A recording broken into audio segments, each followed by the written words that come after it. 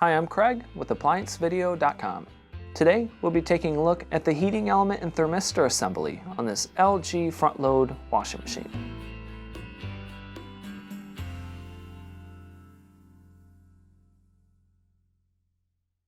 Stop. Before beginning any repair, always be sure to disconnect the power to the appliance.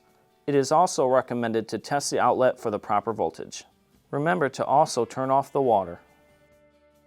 The main reasons why you'd be replacing a heating element is if it is throwing a heater or thermistor error code, or it could be leaking from the bottom from the seal. Now, click on the link below to view this repair video.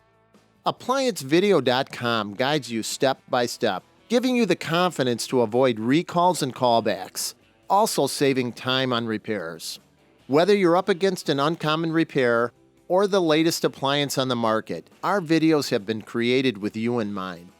Our growing library of videos have been produced using our factory-certified technicians who have extensive infield experience over the past 30 years.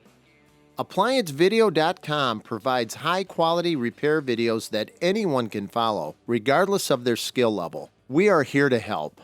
Click on the link below to view this repair video and let us help you do it right the first time.